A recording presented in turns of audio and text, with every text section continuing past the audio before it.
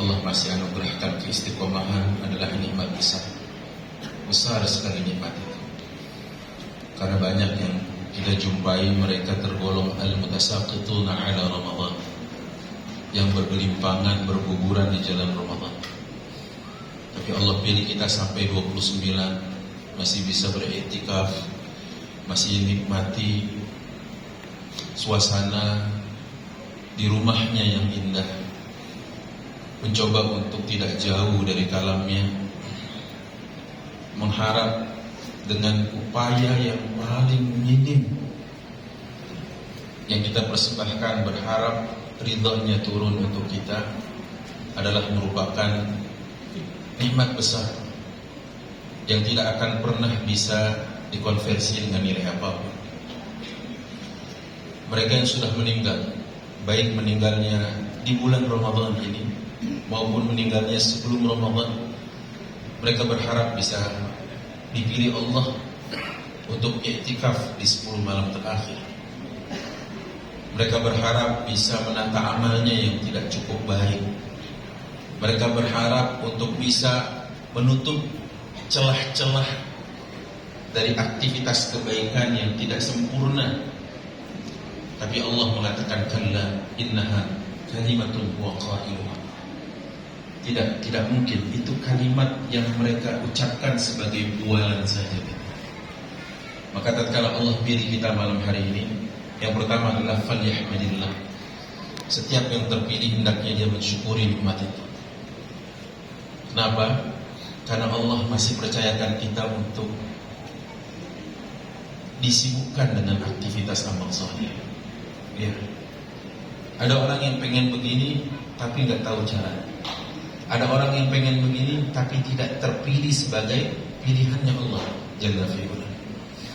Maka sekali lagi, seperti Bang Dude tadi bilang, sampai malam genap, malam ganjil terakhir kita masih melazimkan masjid ini. Para mu'takifin yang Allah muliakan, hanya mungkin dalam hitungan jari yang ke depan, hanya dalam hitungan beberapa jam lagi lah ke depan, kita katakan bahwa Ramadan 1444 Hijriah ini akan pergi selamanya, dan Allah akan simpan Ramadan 1444 Hijriah ini dengan semua file yang ada di dalamnya. Ada file ketaatan yang dilakukan oleh fulan, ada file kemaksiatan yang dikerjakan oleh fulan, disimpan rapi oleh Allah Jalla Jalaluhu. Kalaupun nanti dipergilirkan, itu beda lagi, 1445 Hijriah, dan orangnya belum tentu kita. Ramadan ini pasti akan datang, tapi orangnya belum tentu kita yang memakmurkan 1445 Hijriah. Maka di penghujung ini, mari sama-sama kita jadikan ini sebagai muhasabah kita, introspeksi kita, bahwa sudah 28 hari kita tempuh. Kita ingat ucapan seorang ulama besar yang bernama Imam Ibnul Jauzi rahimahullah, tatkala beliau mengatakan, innal khayla idza syarafat nihayatal midmar badala iqtisar juhdiha litafuza bisibaq fala takunil khayl afdal mink innamal umuru bil khawatim innaka illam tuhsin al-istiqbal la'allaka tuhsinul wada'.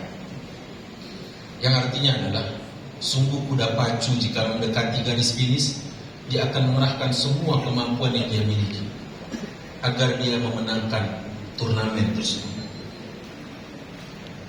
Sesungguhnya semua perkara ditentukan akhirnya. Jika kau tidak cukup baik dalam menyambut, semoga kau cukup bijak dalam melepas. Mungkin kita agak babak belur dalam penyambutan, ilmu yang kurang, semangat yang juga tidak maksimal, ya, kesiapan ilmu yang juga masih acak-acakan, kurang. Tapi seiring waktu berjalan, kita penuhi ilmu kita sedikit demi sedikit dengan hadirnya kajian. Kita hadir di dalam kajian-kajian, bertambah maklumat kita tentang Ramadan. Hari ini, bagaimana kita mencoba melepasnya dengan baik? Berat memang, Buat para pendamba kebaikan, Ramadan itu adalah musimul amal. Ibaratnya dia adalah ladang dan lahan. Ladang dan lahan ini sudah dibersihkan amalnya. Tanahnya subur, airnya sangat-sangat memadai dan mencukupi. Sehingga apapun yang kita lempar, dia akan tumbuh subur dan membuahkan buah yang ranum. Ibarat musim, itulah kira-kira Ramadan adalah musimul amal. Tapi tidak banyak juga yang sadar tentang itu. Dan inilah mudah-mudahan kalau kita tidak baik di awal-awal, semoga di akhir ini kita bisa mengkontrol yang tidak baik. Para mutakifin yang Allah muliakan, tatkala Allah memberitahu bahwa input dari kegiatan ini adalah iman, prosesnya namanya siyam, outputnya takwa. Tulis. Sekali lagi Allah bilang, inputnya iman, prosesnya siyam, outputnya takwa. Tapi kok ada inputnya iman, prosesnya dia siyam, kenapa outputnya tidak bertakwa? Mesti ada yang salah dalam proses. Mesti ada yang salah. Makanya beberapa kali kita dengar dari guru kita, rubba sha'imin laysa lahu nasibun min siyamihi illa al-ju' wal 'atash. Berapa banyak orang yang puasa dia tidak dapat bagian dari puasanya tersebut kecuali lapar dan dahaga saja. Kenapa? Ada yang salah dalam proses. Ada yang tidak cukup baik dalam proses. Ada yang tidak mematuhi rambu-rambu dalam prosesnya. Sehingga wajar kalau kemudian ketakwaannya itu tidak benar-benar tumbuh. Mohon maaf, di sini banyak guru-guru, saya tahu nih karena saya lihat begini, banyak guru-guru di sini, banyak asatidz. Mohon maaf, tidak bermaksud menggurui, hanya ingin kita saling tadzkirah, ya, mengingatkan di mana kalimat la'alla itu dalam bahasa Arab adalah tufidu taraji, kata yang digunakan untuk sebuah harapan. La'alla, tetapi yumkinu wujuduhu, mungkin terwujudnya, yumkinu tahqiquhu, mungkin direalisasikan, itu la'alla. Tapi kalau tidak mungkin, dia berharap, itu pakainya laita. Makanya orang kafir bilang, ya laitani kuntu turaban. Kata orang kafir, andai aku adalah debu. Kan gak mungkin sudah di sana bilang begitu, ya kan? Ya laitani lam attakhidh fulanan khalila. Andai dulu aku tidak mengambil si fulan sebagai temanku. Gak mungkin, itu sudah kejadian di sana. Nah makanya kalau la'alla itu berharap dan potensi, peluang kemungkinannya terjadi. La'alla namanya. Dan jamaah yang dimuliakan Allah, kata Ibnu Abbas, la'alla, kalau Allah yang bicara, itu bukan harapan, tapi menunjukkan kepastian. Dan kalau Allah mengatakan la'allakum tattaqun, pasti kalian bertakwa. Nah, Anda ingin mengkaji, nggak banyak 4 poin aja. Dan ini mudah-mudahan mudah diingat. Jadi kalau anak kajian biasanya Anda pakai poin. Manusia terbagi menjadi 4 menurut Rasulullah, dan itu diingat. Insya Allah sampai sekarang Abang Ana nih, Kohengki masih hafal itu. Legend. Anda ingin katakan 4 poin ini apa? Yang pertama kata Ali bin Abi Thalib radhiyallahu anhu warḍah, at-taqwa. Takwa itu adalah khasyatul jalil, takut kepada Allah yang Maha Agung. Jadi setelah kita tahu nih nanti takwa ini menurut Ali bin Abi Thalib, kita ukur nanti benar nggak ini takwa kita sudah khasyatul jalil. Kenapa khasyah? Kenapa tidak khauf? Di surah Ar-Ra'd di ayat 22 kalau tidak salah itu, Allah berfirman, kata Allah, a'udzubillahi minasyaitonir rajim, wa yakhshawna rabbahum, wa yakhafuna su'al hisab. Yakhshawun tidak sama dengan yakhafun. Kenapa? Li'anna al-khasyah min sifatil ulama. Karena khasyah itu adalah salah satu karakteristik para ulama.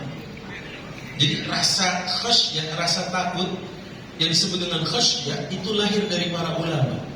Haula'il ladzina yakhafuna Allah bi'ilmi. Mereka yang takut kepada Allah didasari oleh ilmu. Itu disebutnya khasyah. Imam Ibnu Qayyim dalam kitab Madarijus Salikin mengatakan al-khasyah akhassu min al-khauf. Jadi khasyah itu lebih khusus dia daripada khauf. Kenapa? Karena khauf a'ammu min dzalik.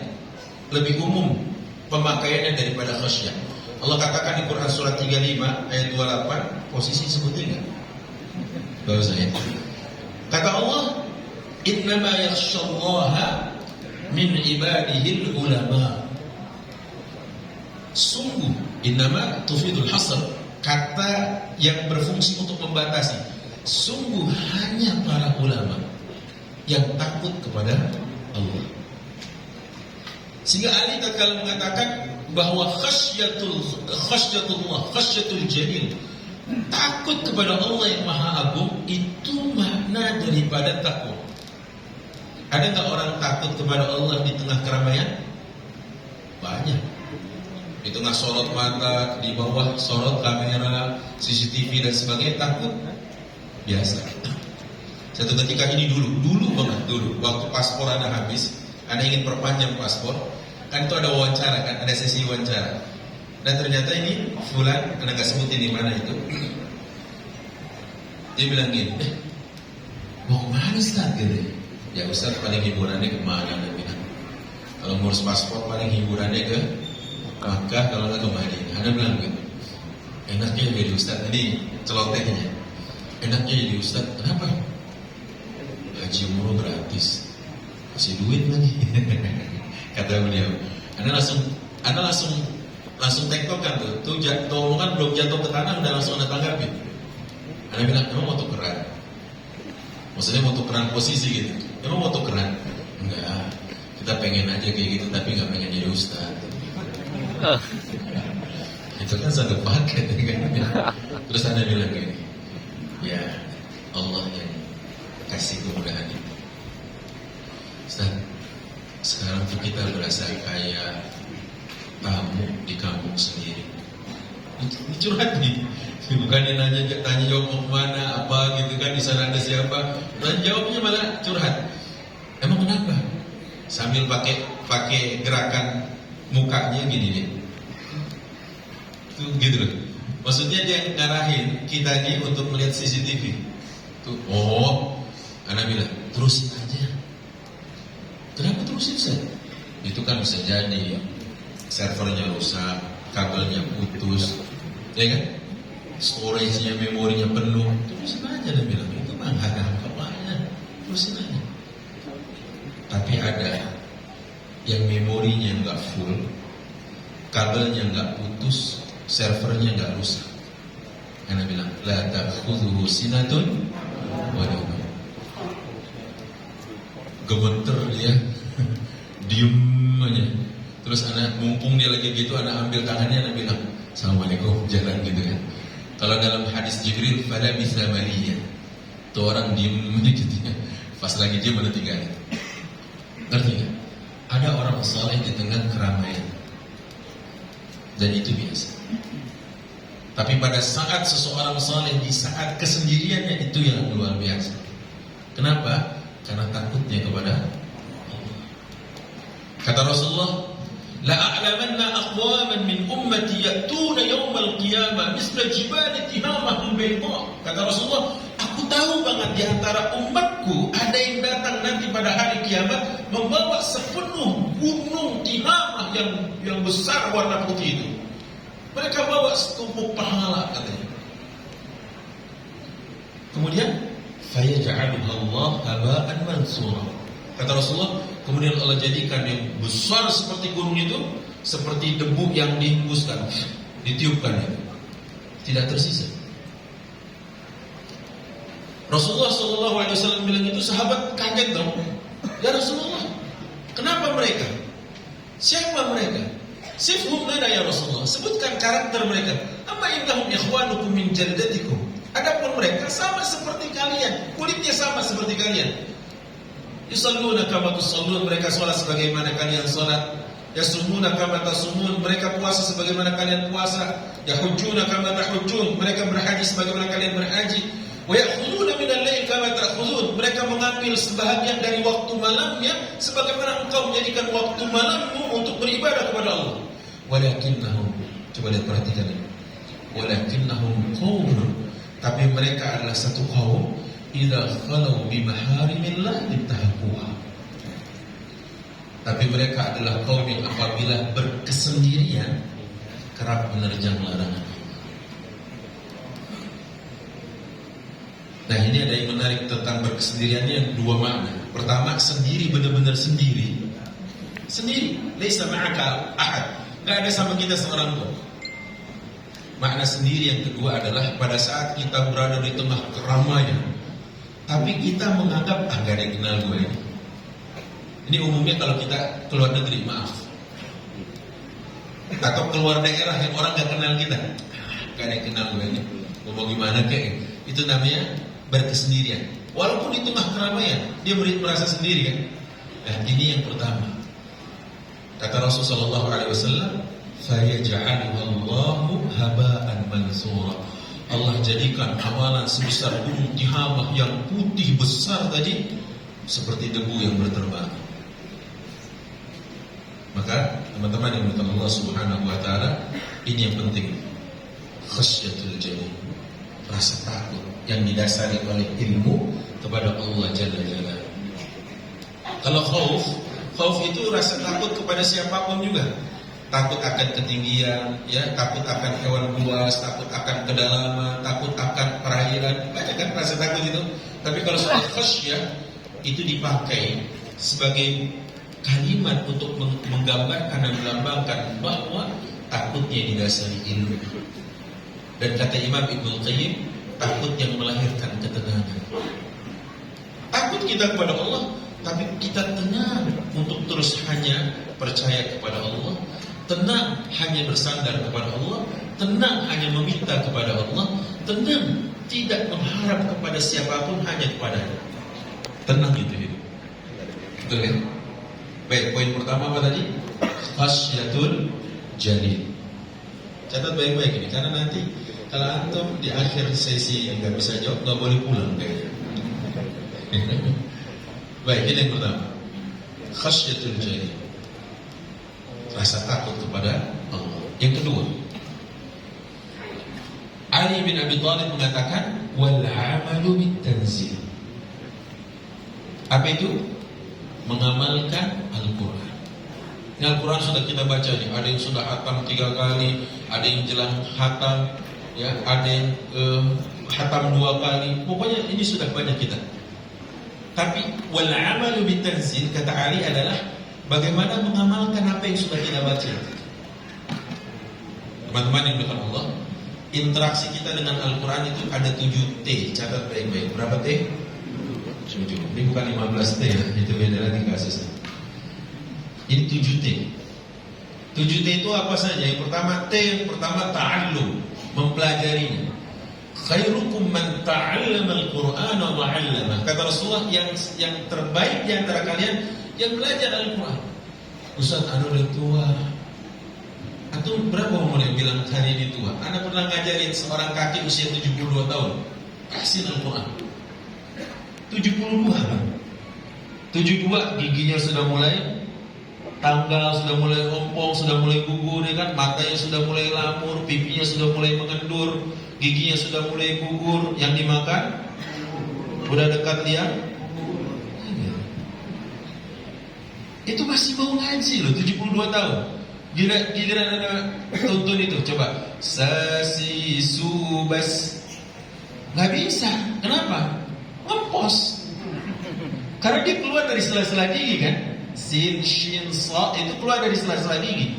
Jadi kalau bilang sa, si, su, karena ngempos aja gitu. Nah, teman-teman yang dengan Allah Subhanahu wa taala, belajar. Jangan kalah memandra. Antum pernah nonton serial Sidul Anak Sekolahan? Siapa pacarnya Mandra? Munaro kan? Dia disetujuin nggak hubungannya dengan ayah Munaro? Enggak. Akhirnya dia melakukan backstreet. Benar ya? Anda pasti ingat nih. Dia melakukan backstreet.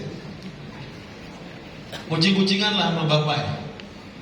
Sampai satu ketika Mandra ini dapat sepucuk surat dari Munaro. Masih ingat kan tuh di episode itu? Masih ingat kan di part itu atau masih kata buluk lu gitu kan, bebek buluk kan gitu.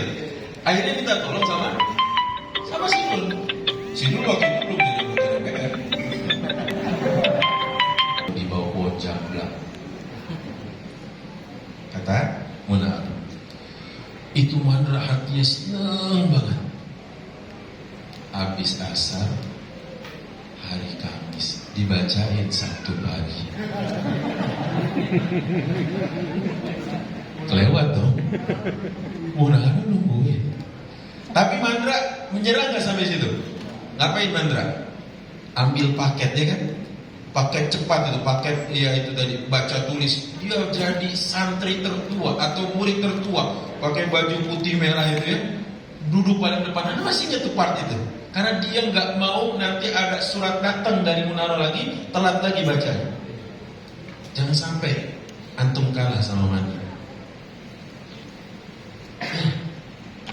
Ustaz, Anda nggak bisa. Sekarang metode banyak banget. Anda pernah metode kawan-kawan sih yang buat. Kami ajarkan di Malaysia, tepatnya di sebuah wilayah Kelantan namanya. Sampai orang Malaysia bilang begini, salut sama orang Indonesia. Kenapa? Banyak kali metode yang mereka buat katanya. Banyak sekali metode yang mereka buat. Dari mulai huruf A, ba, kan gitu kan. Itu kan ada di Iqra. Sampai ada metode kilat, metode 1 jam bisa baca Quran. Begitu dites sejam gak bisa, maksudnya tambah lagi sejam gitu ya. Nah teman-teman, itu yang pertama ta'allum. Al-Quran ini untuk dipelajari. Setelah itu apa? Tilawah. Sudah dibaca, sudah dipelajari, bisa baca-baca. Yang ketiga, yang ketiga adalah tadabbur. Coba lihat, artinya apa sih? Sampai hari ini banyak di antara kita nggak tahu wal-'adiyati dhabha. Jujur aja. Anak selatan jujur li ya. Coba jujur deh. Kita tuh banyak nggak tahu apa arti wal-'adiyati dhabha. Nggak tahu kita. Setelah itu apa? Coba buka tafsirnya. Ini maksudnya ayat ini turunnya kapan, dalam kondisi bagaimana, di mana diturunkannya. Ya kita tahu nanti akhirnya. Itu namanya tafsir. Yang keberapa sekarang? Yang sekarang kelima.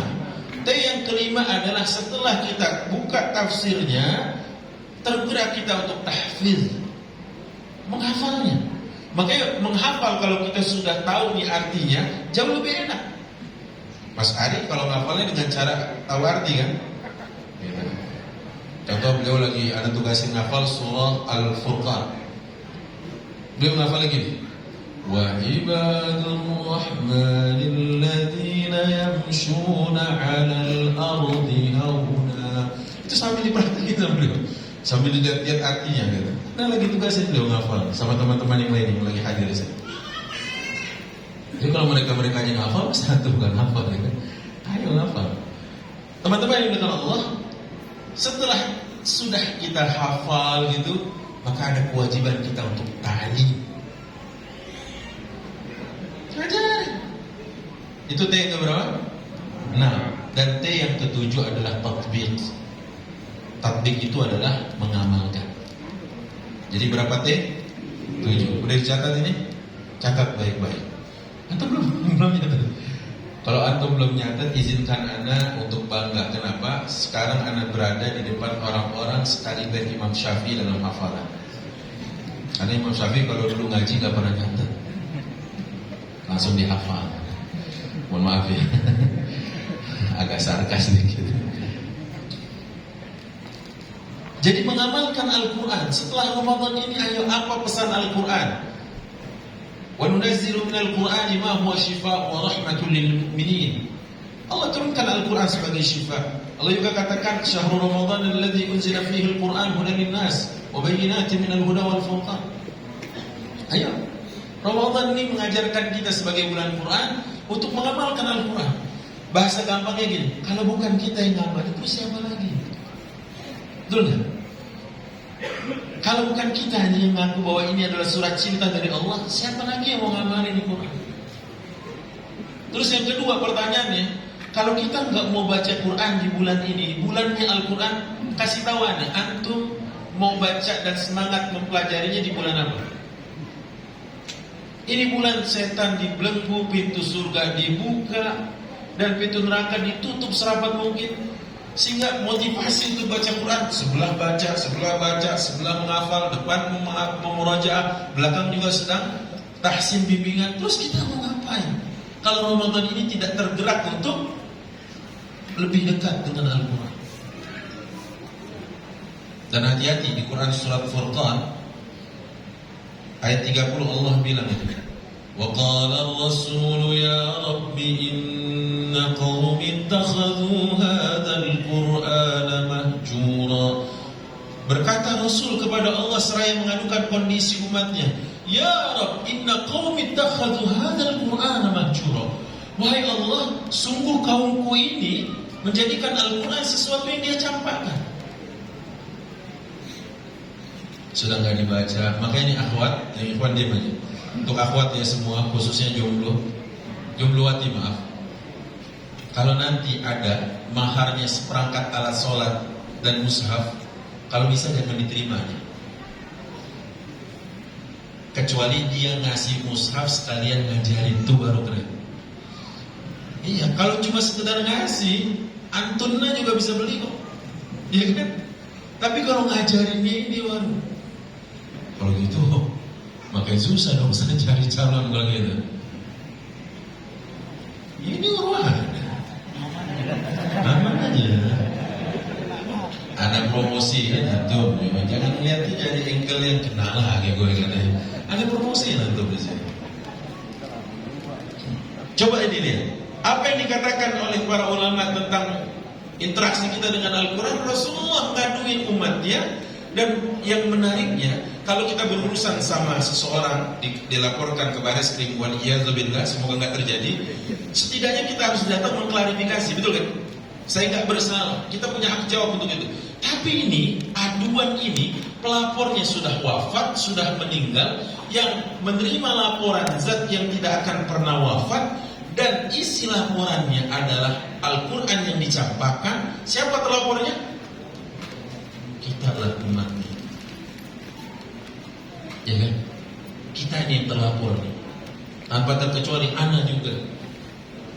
Makanya ngeri kalau Ramadan jadi semangat amal Al-Quran, terus setelah Ramadan melempem lagi.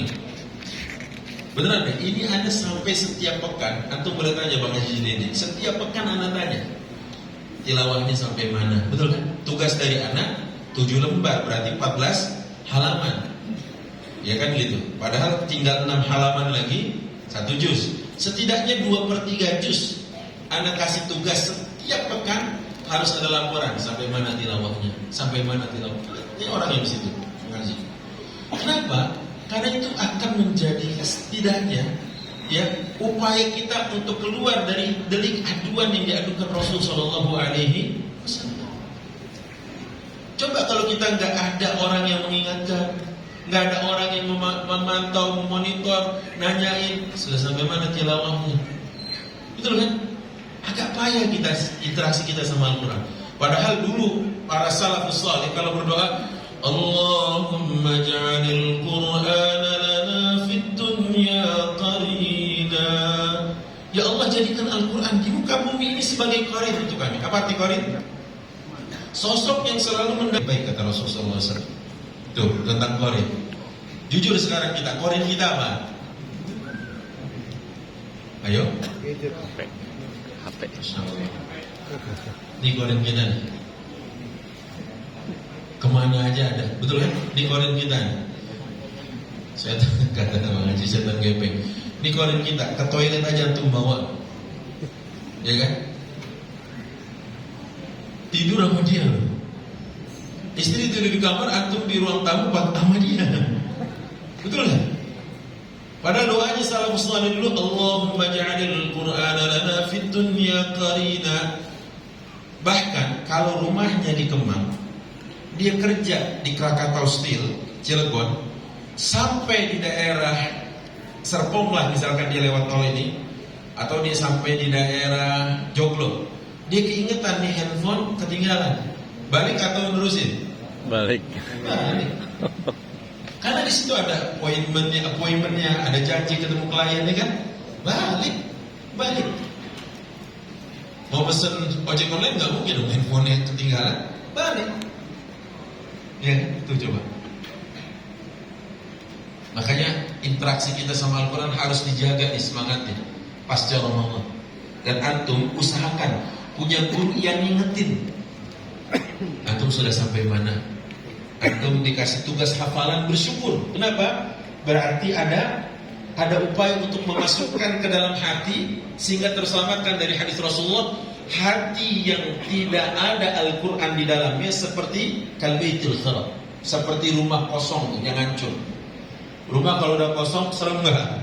Serem. Udah gitu rumah kosong hancur, nggak ada yang mau di sini. Ya kan? Kenapa? Karena tadi angker kesannya. Hati yang sepi dari Al-Quran itu seperti rumah kosong yang rusak. Ya, semangatnya untuk apa? Wal amal bitanzil, mengamalkan Al-Quran. Mudah-mudahan ini udah upaya kita untuk membersihkan hati. Karena kata Utsman, "Lau taharat hadhihi masyabi'at min tilawatihi." Kalau ini bersih, niscaya enggak merasa puas kita membaca Al-Qur'an. Alhamdulillah, Ramadan upaya bersih-bersih hati, betul kan? Sehingga kayaknya kita duduk nyaman gitu lama-lama Al-Qur'an sekarang, betul kan? Dulu sebelum Ramadan baru dapat 2 lembar aja begini nih. Ngapa sih mata berair? Tapi nonton Argentina Perancis 2 kali 45 menit nonton masih tegang kan? Belum ketemu siapa menangnya, tambah 2 kali 15 menit masih itu mata tambah seger gitu, tos-tosan gitu kan, ujung-ujungnya sampai subuh loh gitu.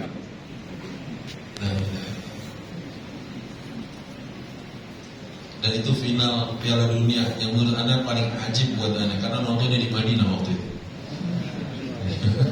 Nontonnya di Madinah, terus jamaah bilang begitu, ya begitu babak pertama kan, wah Ustaz, kayak kita di selasar belakang, enak aja loh, gara-gara bola di situ jadinya maju ke depan kan.